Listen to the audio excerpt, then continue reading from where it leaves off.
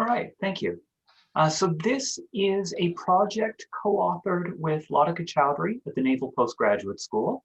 It's new. We haven't posted the paper on our websites yet, and this is perhaps only the second or third time we've presented it. So obviously feedback will be quite welcome and quite useful at this stage. And this is, as you said, a paper in which we ask whether the expansion of the railway during the colonial period increased literacy in the British-ruled parts of India. So why is this interesting to look at? What's the question? What's its importance? Well, we start off by noting that by the first good colonial census, education was a very small part of the budget of the colonial government in India, less than 2%. And if you want to benchmark that against anything, you can benchmark it against railroads, which were taking up a fifth of the budget. And so if we were going to measure the progress of railroads as if they are good in themselves, then by 1900, it had the fourth largest railway network in the world. It had a whole lot of kilometers of railroads. And yet at the same time, schooling lagged. Only a bit under a tenth of school-aged children were in school. And you can benchmark this against other countries as well. India did poorly in schooling, even relative to countries of similar income in the start of the 20th century. And so there's a large debate about why educational outcomes lagged in India. These are not the only two perspectives, but they're two that sort of benchmark various reasons that have been thrown about. Certainly the colonial government believed that in a rural agricultural economy, there wasn't that much demand for schooling. Children worked on the farms, they didn't work in sectors where education was needed, and so their parents didn't seek education for them.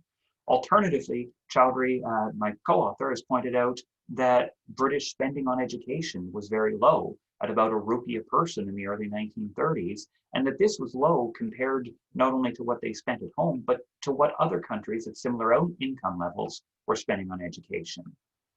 But that said, education is a function of both demand and supply.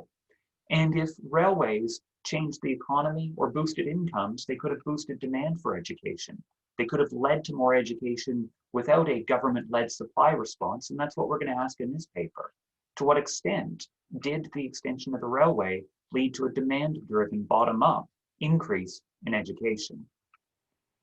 So what we're going to do is go about this in basically two ways, one synthetic panel and one in the cross-section.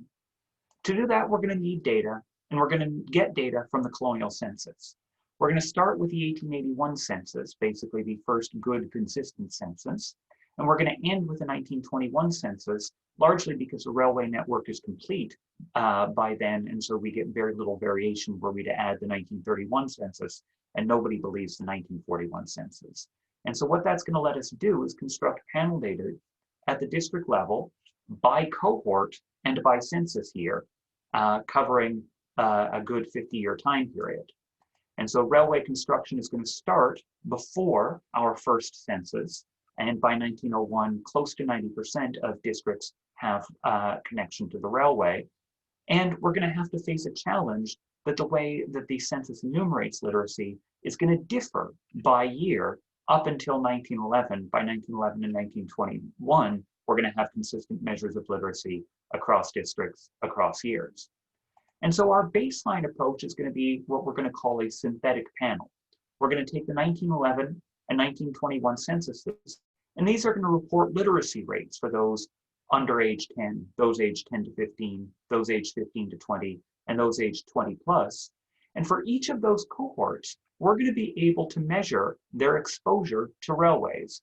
Basically, how many years has your district had a railway up to the year that you would have typically started elementary school, i.e. up until you would have been age 6. And we're going to turn that into what's going to look like a panel, because we're going to be able to control for fixed effects for districts, fixed effects for the intersection of province and census year, and for the intersection of province and birth cohort. Now that's one kind of synthetic panel way to answer this question, but we're going to complement it by just using the cross-sectional district level, not cohort by district level, literacy rates that are available in the 1881, 91, et cetera, censuses. And that will allow us to use an instrumental variables approach because we have a time invariant instrument that we can't throw into the panel. And that's going to be distance from a plan that before the railway was actually built said, here's where we could build railways based on low costs of construction. And so we're going to be able to complement panel results with cross-sectional IV results in repeated cross sections. What we're going to find is that districts that were connected to a railway earlier and that cohorts within a district year who had longer exposure to the railway did increase in literacy, but this was not across the board. There are positive impacts on male literacy, and in particular, we're going to see both English and non-English literacy rise, but the effects will be a bit bigger for English literacy.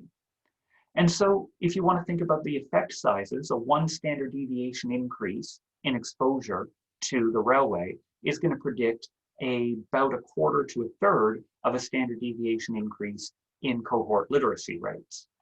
We're not going to find in the synthetic panel that there's any impact on female literacy. And we can kick this result around a little bit. We can drop people who are age 20 and over and hence might have ambiguously measured ages of exposure. We can, instead of clustering by district, we can do spatial corrections to our standard errors. And if you don't like our measure of railway exposure, we can measure people's exposure to the railway network differently. In the IV, we're going to find relatively similar patterns, with the exception of we're also going to find impacts on female literacy. Effect sizes will be a bit more widely varied here, but the standardized effects are going to be relatively similar. The fact that we are going to find in the cross-section impacts on women is going to make these results a little bit different.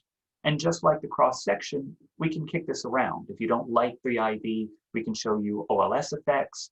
We can do an approximation, or actually we can do nearest neighbor matching based on observable characteristics of districts. We can add fixed effects for grid cells that are about the size of Tripura, 2 degrees by 2 degrees latitude and longitude. And if you don't like the instrument we're basing on a plan, we can use spanning trees that are common in the literature of other papers on transportation infrastructure and use distance from the spanning tree as an instrument for railway exposure. Now, standing back and asking whether the effects we found are big, these in standardized unitless measures sound a little big, but let's compare them elsewhere in the world. Relative to the closest paper we can think of, which is asked what railways do to literacy in the United States, we have smaller effects. So the impact of the railway was smaller on literacy in India than it was in the US. And if you want to ask, was the railway a cost-effective means of increasing literacy? It very much is not. If you compare the cost of achieving 1 more year of literacy through spending on schools to the cost of spending on railways, schools are a much cheaper way to achieve literacy than railways are. So then we're going to ask, what are the mechanisms that help explain the results that we find? And so in terms of proximate, immediate, not so much deep, but just understanding the how, railways increase literacy because they increase school enrollment. We're going to go out to the district gazetteers and produce panel data on school enrollment at the district level. And what we're going to find is that it's going to skew towards secondary enrollment rather than primary enrollment. Now that's going to be a little bit fuzzy because secondary schools of the best type sometimes had attached primary classes, but the fact that these are going to skew towards the education of high castes and education in English is going to tell us that to the extent that railways increased literacy, they tended to do so at the top, kind of in the upper tail of the human capital distribution, rather than for the broad base of the population. It could be that railways increased agricultural income, and by so doing that, could have increased education. We know from Dave Donaldson that they increased rural incomes. And well, if we stand back and think theoretically, this could increase or decrease schooling. So schooling is a normal good. Making parents richer could make them buy more schooling. On the other hand, if higher agricultural incomes make child labor have higher returns, then parents might be less willing to put their kids in school because of a substitution effect. And so we feed this through a set of mediation analyses, and we don't find anything. It does not appear that agricultural income is good at predicting schooling. And so we don't think this is a channel that links railways to education. Rather, if we try to find measures of income outside of the agricultural sector, we can proxy for it with income taxes paid, and income taxes were typically only paid by those outside the agricultural sector, or from the colonial census's service sector employment. These do, in standard mediation analyses, pop up.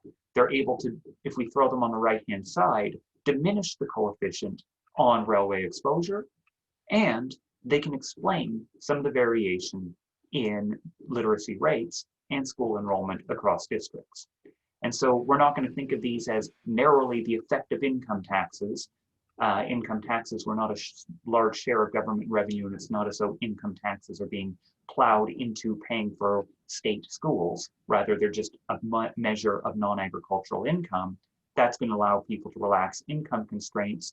But the service sector, which is facilitated by the railroad, is also going to have higher returns to schooling than will agriculture. And so we're not going to be able to say that it is definitely non-agricultural income, not returns to schooling, or that it's definitely returns to schooling, not non-agricultural income. The two move together, and we're going to just be able to say that they're jointly important.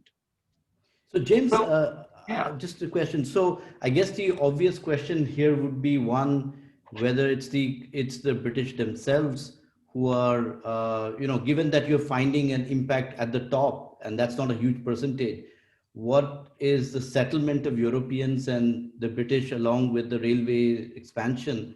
How much of that is explaining this result? And the second, I was just wondering, not just the British, right? There is also movement of the upper caste Hindus for these service sector jobs, right?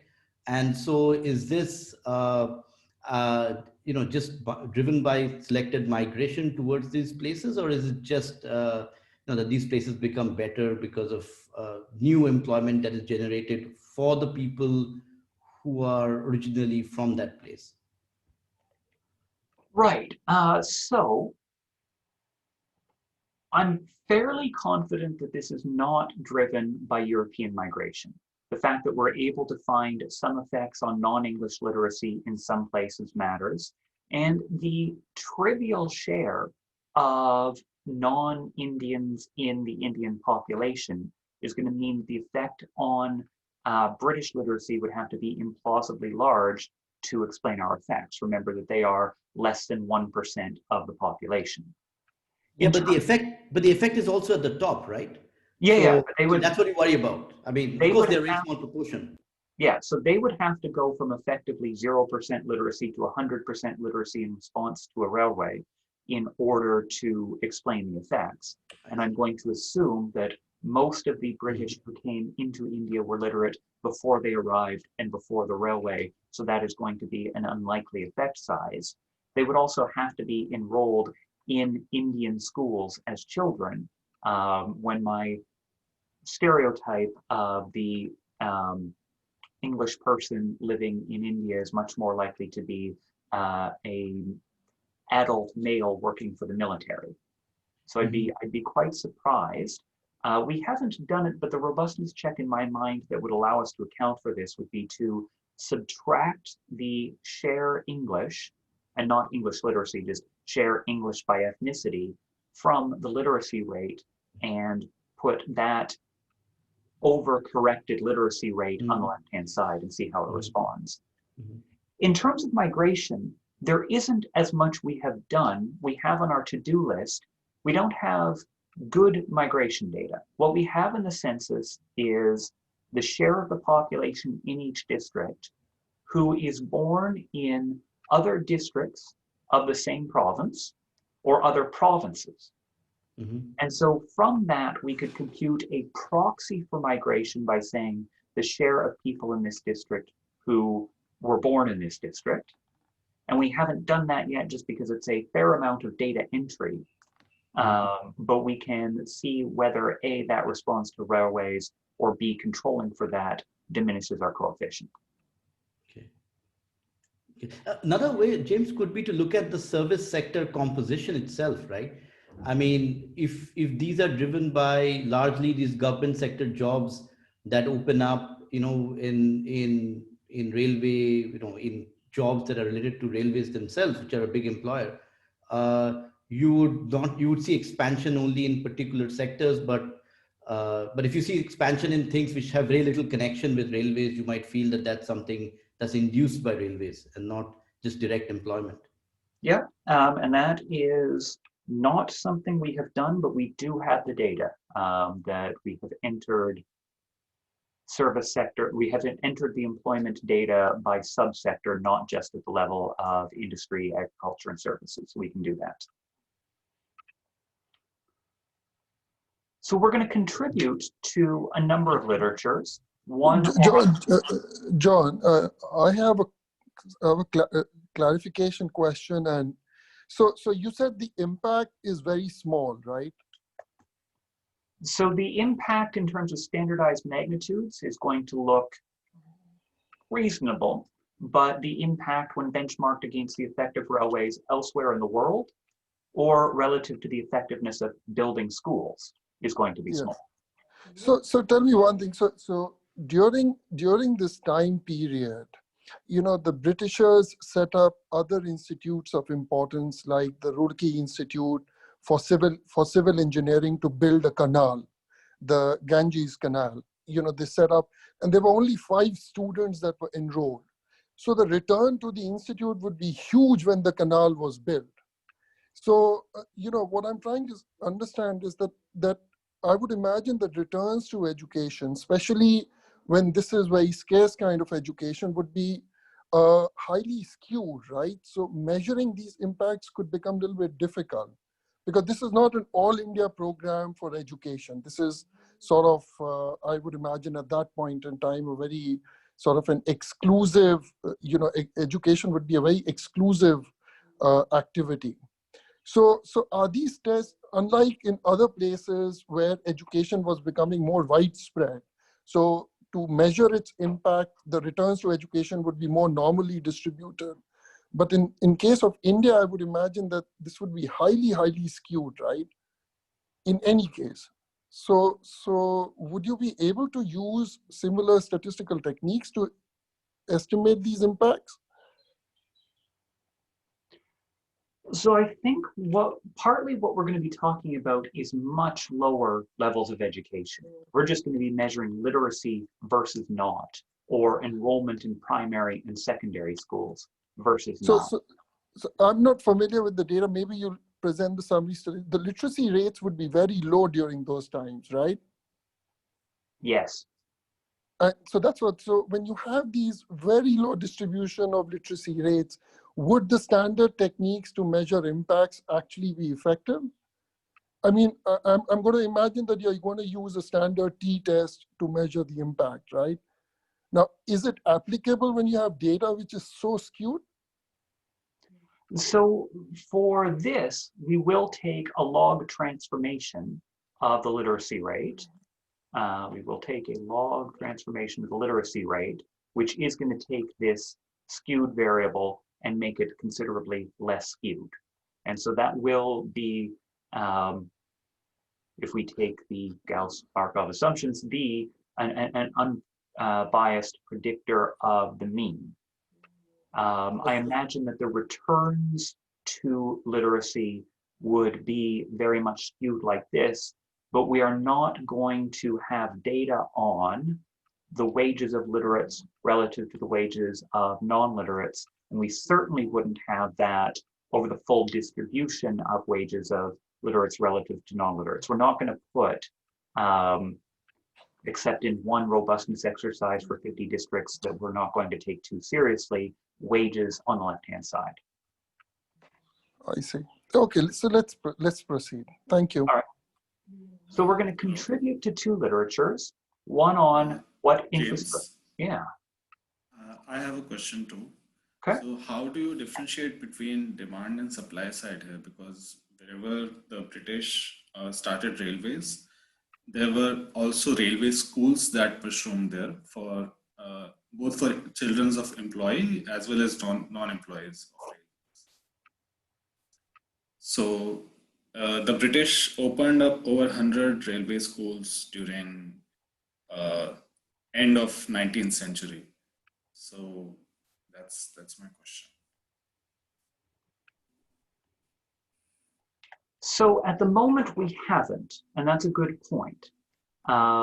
We have from the district gazetteers schools that exist in 1900 and 1910. And so we can, from those, I presume, but I'd have to check, separate out enrollment in railway schools from enrollment in other types of school. Before that, I don't believe that we have a school list yet. But in theory, what we could do, and we'd need to collect the data on the railway school specifically, what we could do would be to ask whether the effect is heterogeneous by presence or absence of a railway school, and whether the effect survives dropping districts that have a railway school. We haven't done it, but it is certainly an important thing that we can do. Okay.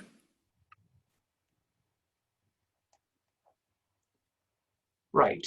So we're going to contribute largely to two literatures, one on what transportation infrastructure does to schooling and what railways do in particular to the Indian economy. And so we know that there's a literature in the present that has pointed out that it's not really agricultural income that drives the importance of being connected to a road or being connected to some other sort of transportation on literacy. Rather, it's returns to education, at least in these present day studies, that seem to predict where education responses to transportation. And so by finding something similar, that agricultural income is not a mediator in our data, we're going to show that that logic held 100 years ago and doesn't just matter today. There's a fairly large literature on what railways do to prices, to incomes, to city size, etc. Some in the United States, some in India, some more in the United States. But we think that human capital outcomes, things like education and health, have been largely neglected in this literature. We can think of a paper in the United States or a paper in Japan. We think we're filling a gap by focusing on something other than wages and prices in India. It does look as though we find that there are demand-driven effects, that without the government spending a lot of money on schooling, there is a schooling response. And that does sound, although it's not particularly large, that does sound like what others have found in modern day developing countries. In terms of the Indian Railways literature, this is gigantic and goes back long before I was born and has found a number of interesting effects. That although prices converged across districts, wages didn't appear to converge very much across districts. It's not clear that it expanded crop acreage, but it does look as though the responsiveness of famine to drought was lessened by the presence of a railway. Now, I haven't posted this on my website yet because we are still retooling it, but it does look in ongoing work I have with Namrata Kala and Jinlin Wei that city sizes increased when a city became connected to a railway, but the effects are much smaller than what people have found in the United States. There's also a very large debate about whether railways were a bad use of money. Much more money should have been expended on canals, and the British, by guaranteeing a dividend, basically funneled money out of India and into the pockets of investors. We're going to contribute kind of in a sideways way to that literature by showing that the effects did seem to be for those who were relatively at the top of the Indian distribution, those who were male, literate in English, or enrolled in secondary rather than primary schools. So for the rest of the talk, I will give you a bit of historical background, tell you where we're going to get our data, tell you the regressions we'll run, show you some tables, and then show you some more tables. So the background, I think I can skip through given the audience. We know that literacy was high in railway compared to non-railway districts early on. It was increasing. It was higher among men than it was among women, and there's substantial geographical variation in literacy rates. There is a debate about what explains why literacy was low and growing slowly. Some of this argues that it's demand driven, some that it's supply driven. And so if I show you where was literacy high in 1901, nobody is surprised to see Bengal popping up in red as being relatively more literate.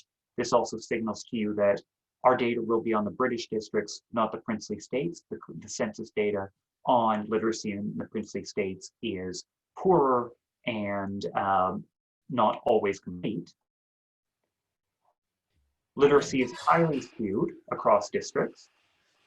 James, can I just ask one clarificatory question? Yeah. Since you're going to be using anyways the idea of where the railway lines have actually come up, and then you talked about the original plans of how they were planned, and then finally they panned out differently probably. I'm just curious that, given the original plans were to have them in places which are low cost, the fact that districts that had railways had a higher literacy kind of gives an idea that there is a fairly tenuous link there between literacy and low cost of producing something, right?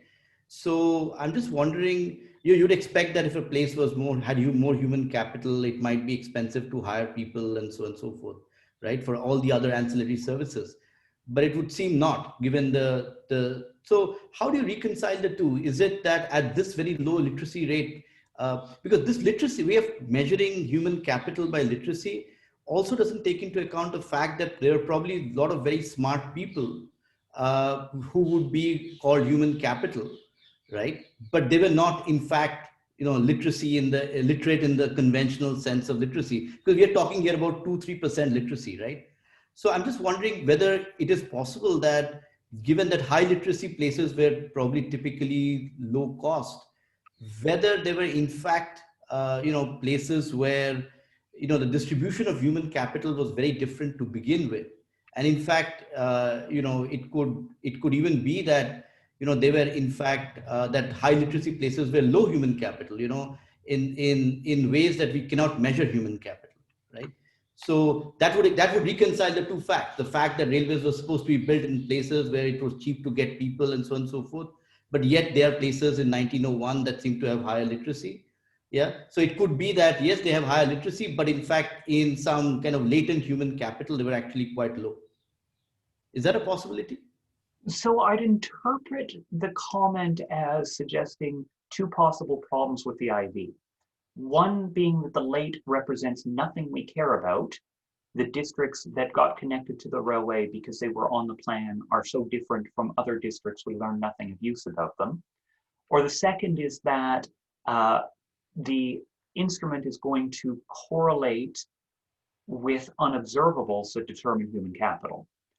I'm not so worried about the second, in that when I say low cost, I'm not talking about low cost of labor. I'm talking about topography, saying that it's easier to build a railway near to the coast rather than trying to cross the Deccan Plateau. And we can do the synthetic panel analysis that allows us to control for district fixed effects. That's going to net out some of those unobservables. And we can take the, I haven't previewed this yet, we can take two alternative instruments. And once we have three instruments, we can do an over-identification test, and the p-values of that over-identification test will be universally large, suggesting that the exclusionary restriction is not violated. In terms of whether the districts that are connected because they are along the plan line are different in terms of human capital, that's much harder to think about. And so you think of a defier as being somewhere in Odisha where, although they said they'd build a plan, or not a defier, a never taker, where they said they'd build a plan, they didn't actually build the railway for quite a while. Rather, it's the places that connected Delhi to Calcutta, and hence were connected because they're incidentally along the way. If you think these sorts of districts might respond very differently to a railway than these sort of districts, then yeah, you might worry that our IV is picking up treatment effects that aren't representative of the typical population. Thank you. So, But John, hello? yeah, oh yeah, I'm listening. Yeah, I'm sure you're aware, John, that after the mutiny, the British, one of the most lucrative jobs in British was being a sepoy. But they stopped recruiting them from the southern states and also from UP and Bihar. They mostly came from western part of India, particularly Punjab and the other areas. So wouldn't that also impact who goes in for education? Because what was the requirement, for example, to be a British sepoy? I mean, might not be high level of education, but now since that was ruled out for a lot of people from the south and also in UP and Bihar, they went in for clerical jobs and therefore they went in for education. Because the returns to education changed because it was not even that British were recruiting people in the army from all over the place. There were very explicit rules.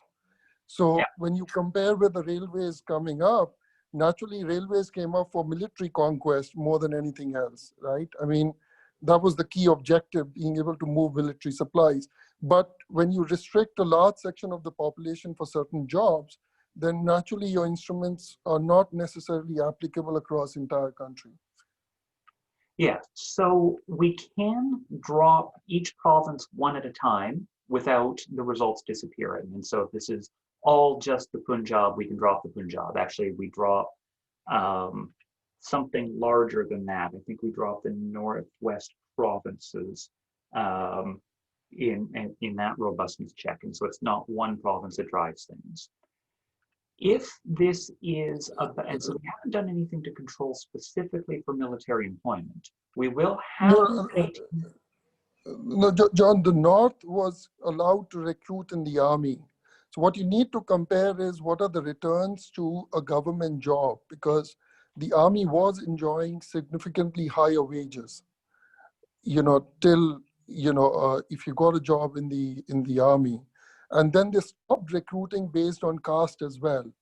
So the upper caste, found it very difficult to get jobs as well in the army. Yeah. And so I think there is a lot of, and I would imagine that could mess up the system, because it's not very clear cut. Just dropping a province will sort of keep your results if you drop the Northwest Frontier province, because it depended on how many people were there, what was the caste, who could get the job. So those factors matter. Yeah. So for example, it's a little bit more complex. Yeah, so we haven't done anything specific with military employment yet. We do have that entered, and so we could, for example, see whether the effects are heterogeneous by the degree to which people are employed in the military. I'm a little less worried about changes between 1857 and 1881, because with an entire generation for that process to shake out, I would not expect that by 1881 we're contaminated by that diff in diff. In terms of government jobs, we haven't put those on the right-hand side and asked, are those truly the service sector jobs that matter? But we could, because we have the data. So education is skewed across districts, unsurprisingly. We are going to take logs of these. The railway network started in 1853. It grew in exactly the places you expect, initially for military reasons, eventually in part to try to connect places that were faced with the threat of famine. The main argument here being that it isn't immediately obvious whether the general pattern is going to be positive selection or negative selection. And so it will be a good idea for us to have fixed effects and throw in IV. This, you've probably seen a million maps like this before. This is railways in 1881 and 1901. We are not going to use Burma in this paper. I use it in my city's paper, and I'm reusing the maps in case you're wondering where that is coming from. Our main data source is going to be the colonial census. And so these happen every 10 years from 1881 until 1941. We're going to use the 1881 through 1921 censuses. And so we're going to get our main left-hand side variable, literacy rate, and we're going to get some controls. So share of the population that is high caste, share of the population that is Muslim, share that is Christian, share that is Adivasi, and similar. In terms of our railway data, we're going to take the 1934 edition of a book called History of Indian Railways Constructed in Progress, and those will tell us for every line segment along the railway when it opened. We're going to use the district gazetteers of 1901 and 1911 to get data on school enrollment. And we're going to use a whole lot of GIS data in order to get controls. And so these are going to be things like latitude, longitude, altitude, rainfall, temperature, ruggedness, et cetera, et cetera, et cetera. Some of these are going to come from the FAO GAEZ website, some from Soumitra Jha, some from Jeff Sachs, some that we compute ourselves. Because we have a consistent set of districts over time, more or less, in British India, and we have lots of missing data and inconsistent enumeration rules for the princely states, this will be a paper only about the directly ruled districts. And the 1872 census sometimes surveys people in different years, doesn't have consistent rules, and doesn't cover everywhere, so we're not going to use it. In terms of measuring literacy, we are going to have to deal with a few changes over time. In the first couple censuses we deal with, people are asked whether they're literate, learning, and illiterate, but the enumerators weren't told how to define these. And so we are going to try to correct for that in our cross-sectional analyses using province fixed effects, in that whatever guidance was given was relatively more uniform within a province rather than across provinces. And they don't ask us about the same age bins, which makes it basically impossible to do any sort of synthetic panel. 1911, that they dropped the category of learners, and there are standard age bins, so we can, within just the 1901 census, do a synthetic panel analysis. We will do that for robustness, but it's not going to be comparable with 1911 and 1921. And because there are going to be differences across provinces, we're again going to want province by year this time, or province by cohort fixed effects. The workhorse of our analysis is going to come from the 1911 and 1921 censuses. Here there is a uniform standard, and it's enforced based, at least if you read the census reports, they will say that it was enforced. And so it does look, however, that we're going to have to deal with a little bit of measurement error in literacy under age 10. And so again, we're going to try to solve this by including fixed effects for province times census year and province times birth cohort. So our main analysis is going to be a synthetic panel. We're going to treat cohorts who are age 0 to 10, 10 to 15, and 15 to 20, and over 20 as 4 big cohorts. And we're going to look at them in 1911 and 1921. But alternatively, we'll do the same thing for 1901. And we're going to supplement this with cross-sectional regressions in each census year, not by cohort, just what's the literacy rate of this district. In terms of school enrollment, we're going to go to the district gazetteers. We don't have them for all the districts, but we have them for a lot of districts. And even though there's only 2 years of district gazetteers, they will give us panel data for years from 1897 to 1911.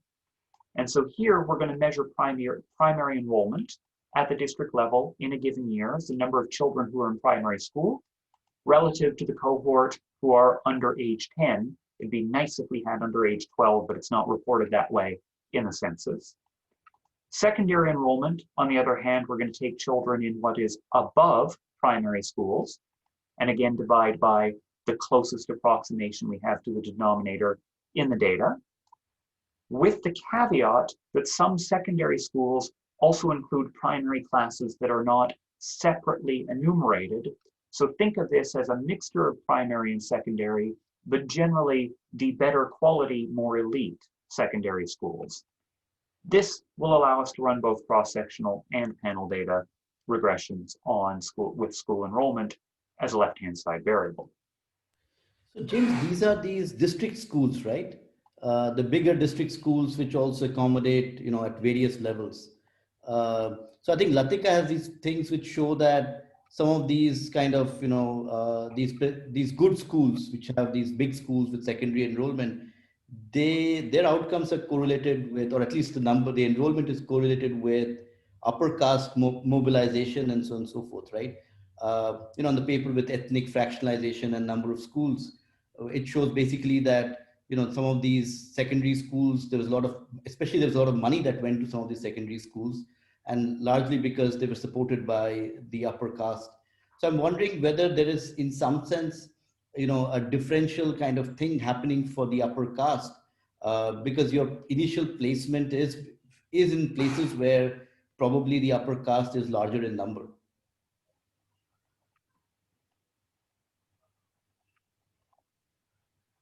So I can totally see our results being interpreted as the railway effect on schooling was concentrated amongst the upper castes. I believe that's how Latika would interpret it.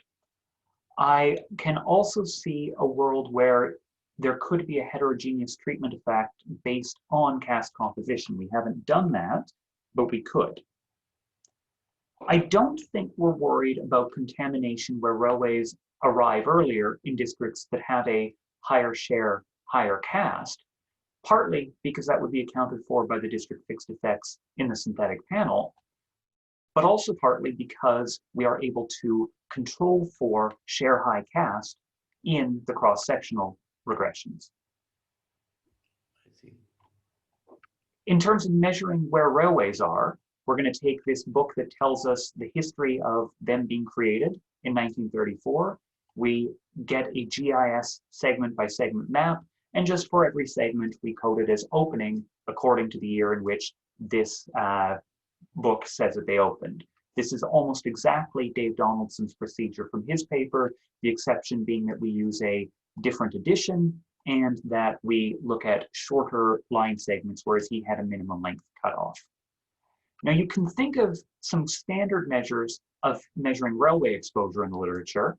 Either do you have a railway or not, or market access, which basically measures how big is the population of every other place you could be connected to, and then weights it down by how hard it is to get there. But we don't think either of these are going to measure what's important for parents deciding whether or not to send their kids to school, because there will be potentially decades of economic change predating the schooling age of their children, and that could have affected the returns to schooling and parental non-agricultural income. So what we're going to do to measure railway access is to take how long a railway has been present. In the cross-section, this is much easier. It's how long has a railway been present before this census wave. In the synthetic panel, what we're going to ask is, how long has a railway been present prior to the age at which your cohort was going to start primary school? And so that sounds intuitive, but it's going to get a little bit messy.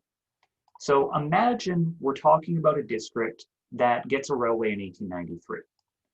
If we're in the 1901 census, there's going to be a group that's aged 20 and above. And so they would have all been at least 12 years old when the railway arrived. So they're going to be people who would have finished primary school and so wouldn't be exposed to railways. In order to extend that analysis to all the different age bins that define cohorts in the data, we're going to take in our baseline the youngest age in the bin in order to measure exposure to the railway up until the age when you would have started elementary school. That is, we're going to do this. For cohort C in district D in census year T, and so we're going to do this for census years 1911 and 1921 in the baseline, 1901 for robustness. If we know the year that railways arrived in a district, and we know for any given cohort the number of years since the youngest person in that cohort would have begun elementary school, i.e. the number of years since that youngest person was 6, we're going to take the census year minus the year that the railway arrived minus the number of years since the youngest member of the cohort would have begun elementary school, except we're not going to let that be negative. You can't get anti-railway. And this is redundant, but helps with exposition. If the railway arrives after the census year, obviously no one has yet been treated. And so to give you examples, the year at which you would start schooling, if you're 20 or above, it's been 14 years since you would have started schooling. If you're age 15 to 20, it's 9 years since you would have started schooling, et cetera, et cetera. Now, if you don't like the fact that we are using the start of school, we can instead benchmark it against the number of years since the youngest member of the cohort would have finished school. And so these are just going to be the numbers above -6, but not being allowed to go below 0. So imagine there's a district that gets connected in 1900. If somebody is age 20 in the 1911 census, they would have been 9 years old in 1900. And so by our primary measure, they would have already started school, and so they're untreated. Alternatively, if they're aged 15, they would have been aged 4, and so they would have started school 9 years ago. And so we're going to say that people in the age 15 to 20 cohort, the year of the census minus the year of the railway arrival, minus the number of years since they would have started school, they get 2 years of treatment. Ditto, you'll get 7 years for the 10 to 15 cohort and 11 years for the cohort under age 10. And so in cross-sectional regressions, it's going to be much simpler. This year minus the year you were connected. And if you don't like this continuous measure of railway exposure, we can alternatively just ask, is your district connected to a railway or not? And we can do nearest neighbor matching, which takes a binary treatment. So what are the regressions we're going to run? James, one clarification. So I would imagine wherever the railways came up in a district, they would be one of the biggest physical expenditures, right? I mean, just the construction of the railways would mean local labor working over there. So from a macro perspective, this would be a big fiscal push in a local area, right? So it's just not a railway line being built. It's just a fiscal expenditure, right? So had there been any other massive program of that nature, it could have had a similar impact, right? Just because, you know, you have a big push, overall income levels go up, so it has nothing to do with railways as such, but it has to do with the big fiscal expenditure of the government. So would that be also a fair way to interpret the result? That this is nothing but picking up fiscal expenditure. Had they built even roads, or they could have done anything else that would have had the same impact. Because I would imagine local workers would be employed in the digging and laying down of these railway tracks. And that would be a massive program by the government, an expenditure by the government. So I don't think we've done enough yet to rule these out. My hunch is that won't be a sufficient explanation because of our results on income taxes and on the service sector, which is not going to include building laborers. But if I wanted to really test that story, I can think of a few things we could do. One is to put building laborers on the left-hand side or on the right-hand side. Are people who work in railway construction increased by the presence of the railway, and do they explain any of our effect? Another would be to look only at railways that were built a certain time ago, and hence the temporary labor associated with them has left and is no longer operative. And a third, and now I'm talking myself into a corner where I think I might have to do a whole lot of data entry for this to work, would be to look at other alternative large infrastructure programs. In theory, canals would have a very similar effect. We could test whether or not canals would increase literacy in the same way. We haven't done any of those, but off the top of my head, that is what I would do. Thank you. Thank you, James. All right. So what we're going to do in the synthetic panel is for cohort C, In District D, censused in year T, we will regress the log of the literacy rate, and don't worry about zeros. There are some districts with very low literacy, but none have no literacy. We will regress that on how long each cohort has been exposed to railways. We will add district fixed effects. We will add fixed effects for the intersection of cohort and province. And we will add fixed effects for the intersection of census year and province. And so I've said this before, but the cohorts we're using are those defined in the census: 0 to 10, 10 to 15, 15 to 20, and 20 and above. In the baseline, we will cluster standard errors by district. If you don't like that, we can do Conley standard errors or similar.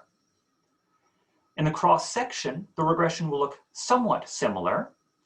We will have a similar dependent variable, but it's now at the district level, not by cohort. We're going to regress it on how long the district has been exposed to a railway, but it's going to be run separately, a separate regression, repeated cross-sections for each, not pooled, repeated, for each census year. We're going to now, because we don't have the cohort fixed effects or district fixed effects, we'll control for a variety of things, including province fixed effects, controls for geographic variables, and controls for the religious composition of the district. As alternative exercises, we will throw in grid cells that are basically more rigorous than province fixed effects. They're 2 degrees by 2 degrees based on district centroid, and so 2 degrees by 2 degrees is about the size of Tripura and is much smaller than modern Punjab. Or we'll just do a simple nearest neighbor matching exercise. If you want a sense of the degree of coverage, about half of districts were connected to railways by the first census we can use, about 3/4 by 1891. And since cross-section regressions always require an IV, we're going to take distance from an 1852, i.e. prior to the railway government plan that was suggested, not fully adopted, but became predictive of where railways were built. Obviously, some districts will be on the plan, and so we can't just take log distance from the plan. We have to correct for zeros. We can add 1+, other constants won't matter. And so this military guy thought we should build railways in places that are relatively flat, near the coast, and so topographically cheap to build in. You've seen this before. Dave Donaldson used the lines that were planned but not built as placebos, but we're going to take the predictive component of that plan and use it to predict the fact that Kennedy thought the railway should follow the black lines, and the gray lines by 1881, they're not perfect, but there's a correlation here, and we're going to exploit that correlation for our first stage. Now, you might not like that instrument, so we can use alternatives. It's become common in the transportation literature to say, we know the following places will be connected to the highway, to the railway network, or to whatever. What is the shortest set of line segments that connects all of them to a single network? That's called a spanning tree, and the standard computer science solution to that is called Prim's algorithm. So we can either take the cities that Chandler mentioned, and so Chandler is the, Tertius Chandler is the big famous historian of cities and their sizes around the world. And so the cities we want to use will predate the first census enumerations of cities. We can take those that existed in mid-century before the railway was started, that released 10,000 people, and ask, what is the minimum tree that would span all of them? It looks like the black line, and this is also predictive of where railways were built by 1881, and hence duration of railway exposure. Or if you want us to exploit the non-economic reasons why some places were connected to the railway, we can do the exact same exercise, but the tree will now connect all the military cantonments rather than all the cities of a certain size. That's going to be the black line. The downside for this being that we don't have data on military cantonments before the railway. We have military cantonments early during the railway, and so we can connect 54 of them using a spanning tree. Now that we have 3 instruments, we can use all 3 at once, and as a result, run an over-ID test. So what are our results going to look like? Well, let's start off with a synthetic panel, and I'm giving you chopped up versions of the tables from the paper so that they are legible to a seminar audience, but this is kind of the top part of one of the tables, this is the middle part, and this is the bottom part. So in the panel regression, as you remember, controlling for district fixed effects and province by year fixed effects and province by cohort fixed effects, if we look in 1911 and 1921 at literacy, it is higher among cohorts that have been connected to a railway for longer, and it is in particular higher for males, not for females. That's going to be true if we look at English literacy, and it's going to be true if we look at non-English literacy. We can kick this around a fair amount. We can do even better, actually, than Conley standard errors, where we allow the error term to be correlated up to 200 kilometers in space. We can also allow it to be correlated over time. We can drop the cohorts where their ages have a broad enough range to be ambiguous. We can measure railway exposure in different ways, i.e. Up to the age when you would have left primary school. We can drop provinces one at a time. We can drop the provinces in the capital, and we can, instead of using 1911 and 1921, we can use the 1901 census and do the same exercise.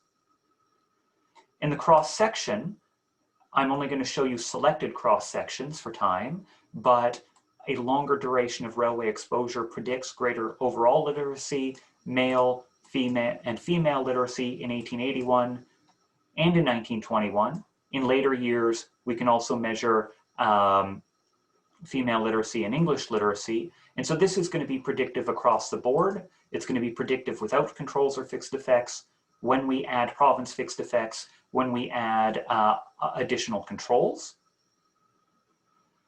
In terms of the IV, there's going to be a bit of performance that goes up and down, in that we're going to find that the IV not conditional on controls and fixed effects is in 1881 predictive of literacy. This is going to survive province fixed effects, but not the full set of controls in 1881. Although this might be about standard errors, this coefficient is bigger than the OLS estimate.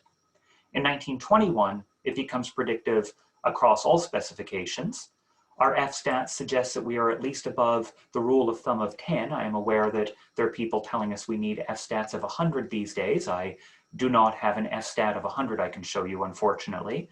But it does look as though the IV is still positive significant, a little bit bigger than the OLS, but not by much.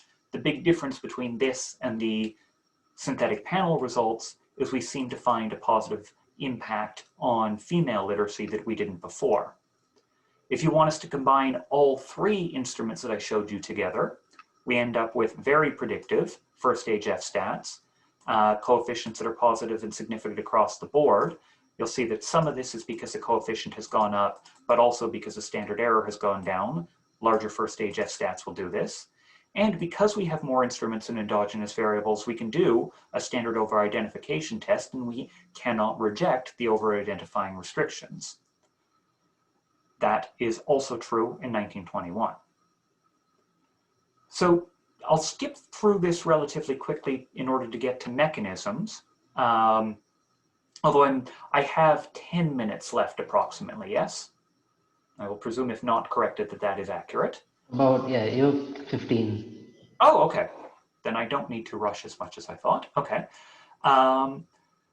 That what others have found in the United States is that if you increase rail access at the county level in the 1850s, kind of at the height of railway building, this can explain about half of how much school enrollment went up in the US between 1850 and 1860.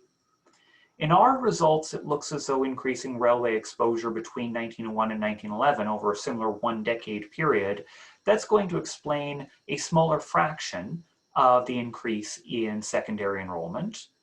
Alternatively, if we want to do that, and so I haven't jumped to the enrollment results yet, but this is a more natural place to put this in the talk. In terms of increasing literacy, again, if I look over the span of one decade, it predicts about 28%, not half, of the increase in Indian literacy. Alternatively, turn to my co-author's previous work. She says that if I were to spend money on what I grew up calling public education, and now that I live in Britain, I have to tell everybody means state education. If we were to spend an extra 3 rupees on this, it would make 1 more person literate. If I were to make 1 more person literate through railways instead, I would need 1,532 rupees, which is a number considerably larger than 3. In that railways might have been a great way to increase transportation efficiency, they are a particularly inefficient way to increase literacy.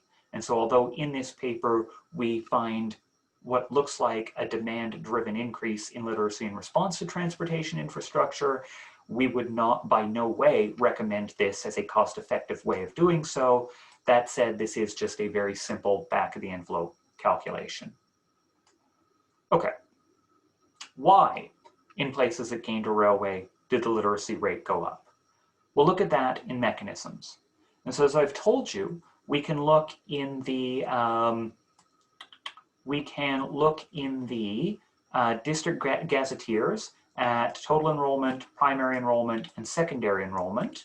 And it does look as though railways do increase all of these things. In terms of understanding the degree to which it increases literacy or female literacy,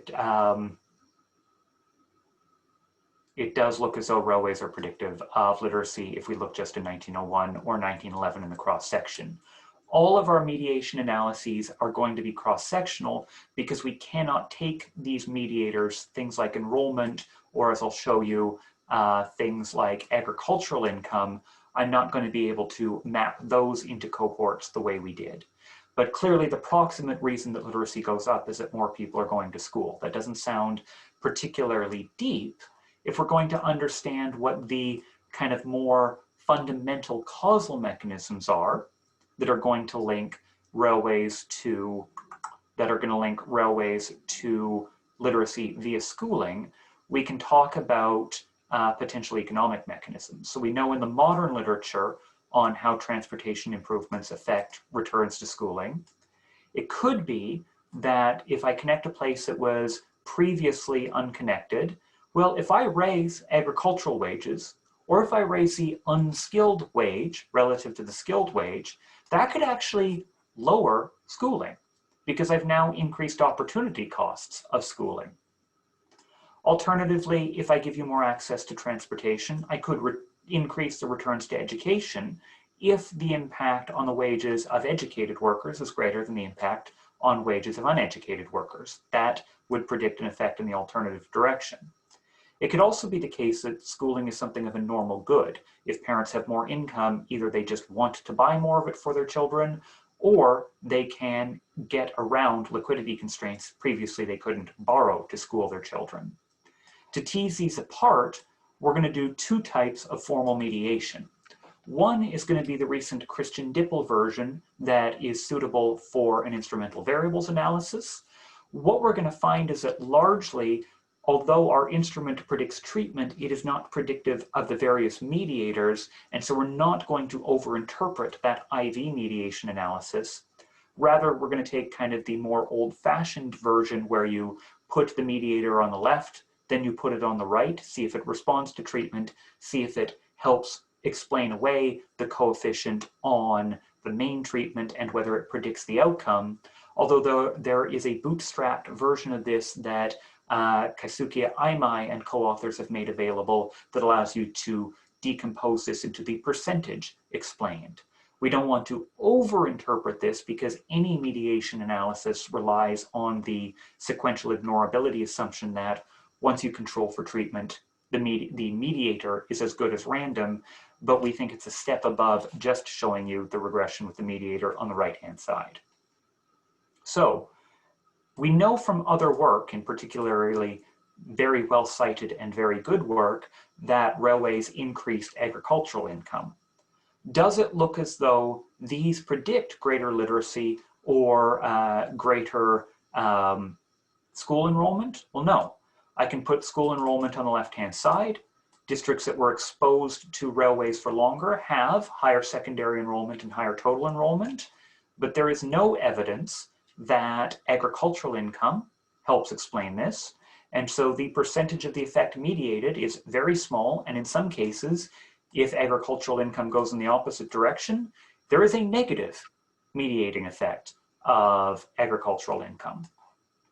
Alternatively, if I do this with income taxes instead of agricultural income, and here don't think of this as tax revenue is being used to fund state schools, think of this as only people who have substantial non-agricultural income are paying income taxes, and so this is a proxy for income that exists outside the agricultural sector, then it looks as though if I put income taxes per capita on the right-hand side, sometimes I can kill the impact of railway exposure on enrollment, albeit not always, and it is quite predictive of school enrollment. It looks as though it explains a substantial fraction of the impact of railway years on school enrollment. It does seem to be a quantitatively important mediator. A similar story will happen if I go to the colonial censuses and match and measure labor force participation in services, i.e. the fraction of the population that is employed in the service sector. This too, across some specifications, is positively predictive of school enrollment, and it doesn't always kill the coefficient on railway literacy, but it does make it smaller, and it does look as though the percentage of the total effect that is mediated by service sector employment is, in some cases, quantitatively large. So, what do Jeff, just before you conclude, I'm wondering why you didn't try with land taxes, and also to understand what kind of schools came up in response, because if it were the district schools, they would be federally funded, but on the other hand, if there would be these local body schools, which which were also quite common there, they would be funded through the district taxes, which would be funded through land taxes, pretty much. So you should be able to separate out if if the expansion happened more directly because of these elite schools, where basically which responded, which may not have increased by themselves over time. I don't know whether they were also funded while railways was being funded, but it could be that the increased income, people with increased income went to these kind of schools. On the other hand, it could be that that land taxes went up. There was more enrollment because some of these local body schools became more functional, and so on and so forth. So you can separate out, and that data exists, right? Yeah, and so we have a discussion of this in the paper, but I don't believe we've run a regression that corresponds to it. Our understanding is that the land taxes were fixed in nominal terms, and so by the time period that we're finding an impact on literacy, so say by 1901, they are a negligible share of revenue and could not have been used to fund any sort of meaningful school increase. Why we haven't coded land taxes and put them on the right-hand side as a potential mediator, I think I have some of those data possibly for the wrong years, but it sounds feasible. Because Latika's paper shows that if you use that as an IV, in fact, it predicts literacy all the way till 1971, right? So I mean, even if it was not happening at that time, but if it was, these are places where traditionally there were these things happening, there would be a different trends of literacy to begin. So I think that I don't mean it in terms of just confounding, but also to be able to understand whether there was it was basically a reaction to a lot of schools coming up, like you showed Bengal, whether it was private schools coming up, or whether it was local body schools coming up, or it was these. So the secondary education result sounds to me like more of these big kind of, what I thought be more functional, but completely federally funded kind of schools, right? So it would be interesting to know then, why this enrollment went up, for which kind of school, or was it that the number of schools did not adjust, but it was just, just that the enrollment in these schools went up? That would also be interesting to know.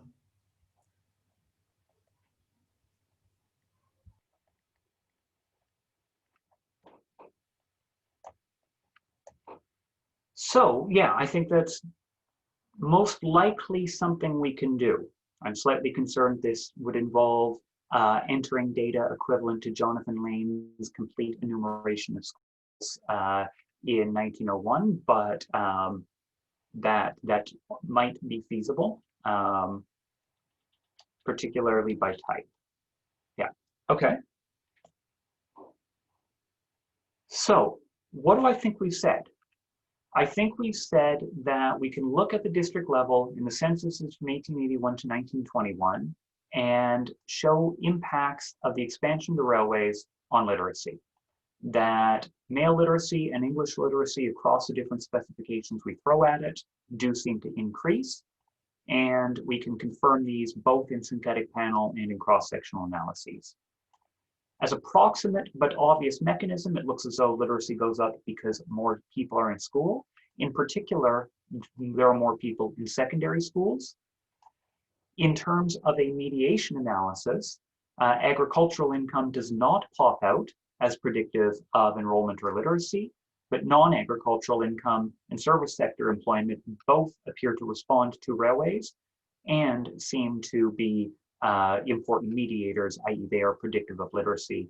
Putting them on the right-hand side lowers the coefficient on railways. And that is me being out of slides.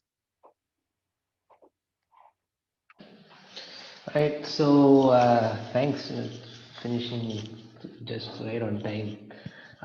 We have about 10 minutes. I know there's been quite a few questions, but we have about 10 minutes if anyone wants to get into slightly more detailed questions. This would be a good time to do it.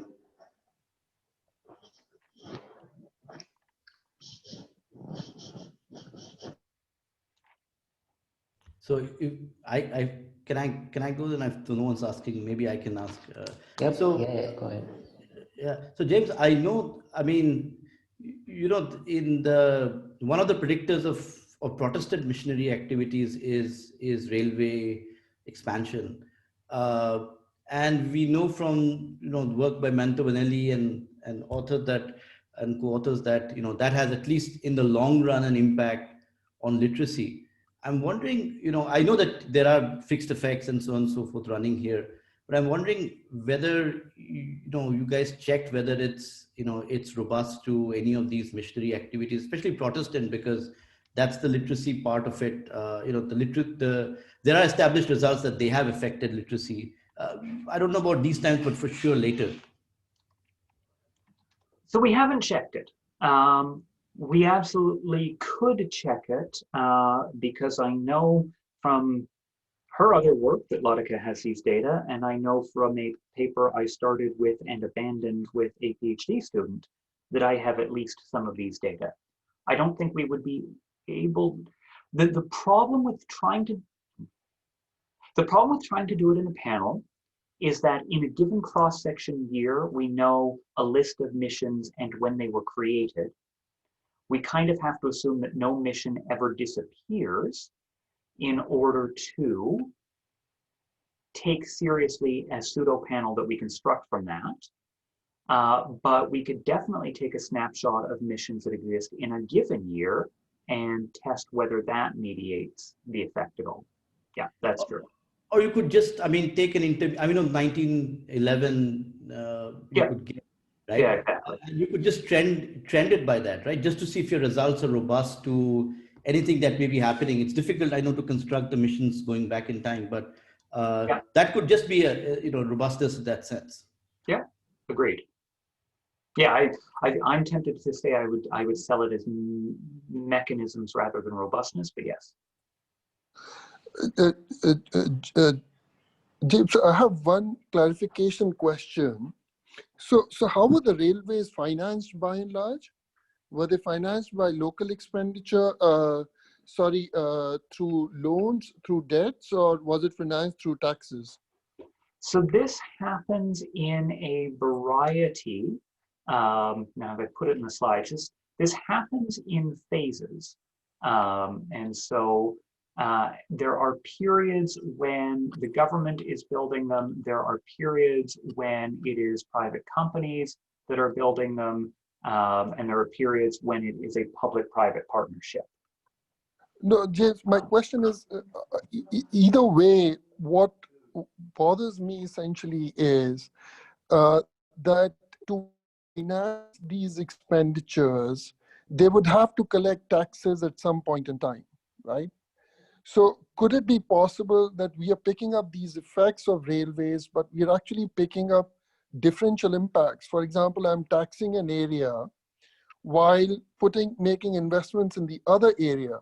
So now when I compare the other area which has been taxed with no benefits being given versus an area which might have been taxed but with benefits being given, then we are not really picking up the impact of railways as such, right? I mean, because if there is this uneven fiscal expenditure programs going on, then we know that the disparity in income or even in enrollments, other infrastructure expenses that will come up would also be very different. So when you say this is the impact of railways, what I'm a bit worried about is that that if we don't take into account what's going on in the other areas in terms of higher taxes, let's say, to be able to finance these activities, which means maybe lower economic activity in those areas, then my fear is that we might say that this is due to railways, literacy has gone up, but it could be that in other places, literacy actually went down. Right? So some of those differential impacts have to be taken into consideration, I would imagine, to be able to make such big points about these impacts, right? So I think, yeah. So I think what you're suggesting is that the financing of railways would constitute a SUTVA violation. And I think including the year fixed effect would account for that. Insofar as funding is drawn, and so in this case, it's going to be the guaranteed dividend backed by the GOI, insofar as that is financed through taxation through India, that would need to be the degree to which that's relatively uniformly accounted for by the fixed effects. To the degree it cannot be accounted for fixed effect because the government doesn't say that I have to finance everything this year. See, it could do it through conquest in other regions as well, right? I mean, so I don't think fixed effects really pick up how governments finance their expenditure, which could be over a much longer period of time, right? I mean, we're not looking at year to year, but it could be through taxes that'll be paid. If it is taken a loan, I would imagine this would be a long-term loan for 20 years, 25 years, these railway bonds. So year to year, will not be able to affect, but they do change, the comparison across areas that are getting the benefit versus areas that are financing these benefits going to a few areas, at least within a country. And what bothers me essentially is that we don't pick up those effects, and what we are attributing to the railways is actually could be just that the other areas are not doing that well, whereas these areas, the other areas not doing that well means that, their literacy just couldn't pick up. Over here, literacy picked up in a normal way, but over there, it might have got further sort of reduced or stagnated because those guys were paying much higher levels of taxes. And so, I mean, year effects will not pick it up, but overall financing and what happened to the economic activity in areas that did not get the railways would give us also a good idea. Because, resources are moving from one area to the other. They are not like coming from outside.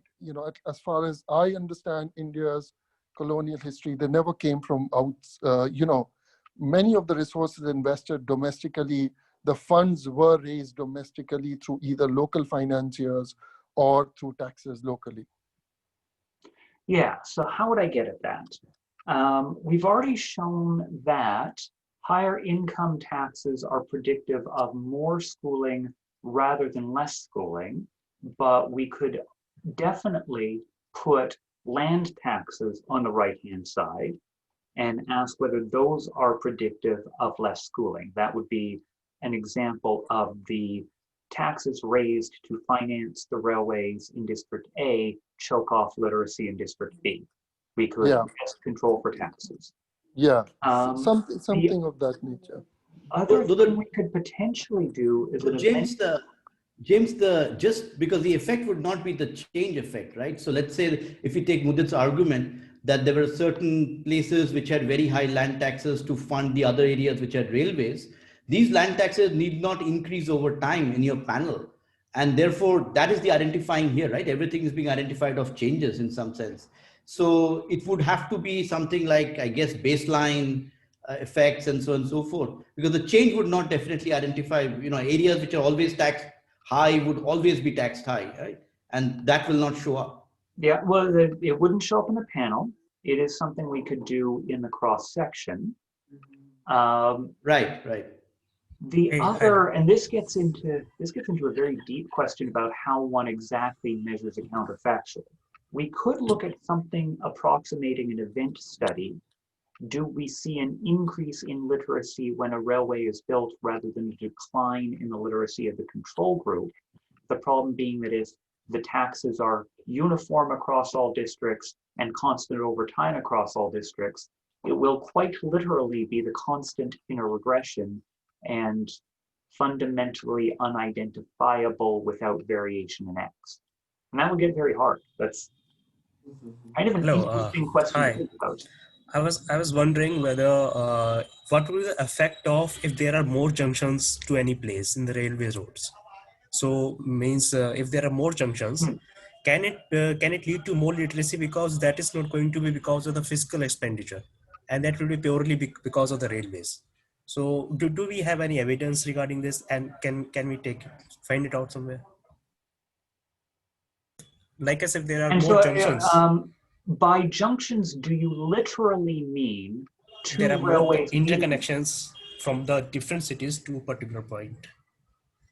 There are more connections from the different cities to a particular place. Okay, so you're So that is going to not lead asking to about service sector separately. So you're not It will asking lead to about you number of exclusively to the service sector. yeah. So you're So not asking about can we number find of out that? stations. You're not asking about number of points where they cross. You're asking about how well two cities are connected to each other and how many cities you are connected to. Only by railways, Yeah. and not by another way, And so we can, other ways. yeah, so we can do that using a market access calculation where so we've so far only done market access by all types, imitating what Donaldson and Horbeck do in their other paper.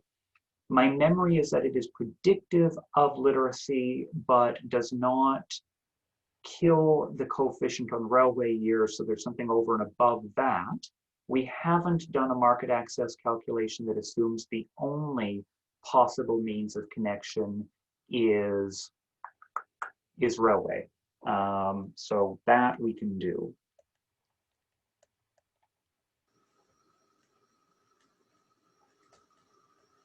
Okay. Yeah, thank you. No worries. We will wait for the results. Thank you. Right. So we are pretty much out of time. So let me thank our speaker and let me thank all the participants for a very lively talk, a very interesting talk too. We're going to now move into some one-on-ones, and I will essentially just ask everyone to leave, apart from Abhirup and Shugat, Nikita and Komal. So the three of you, Nikita, Komal, Shugat, you can come back at 5. If we want, James, you can take like a short 5-minute break. That's fine. Right? Please, I won't disconnect, but I'll turn off my camera and speaker for a minute or two. So we can, and then you and Abhirup can basically join back in. I'm going to keep this, keep this basically going, and I'll be available on chat in case you need me.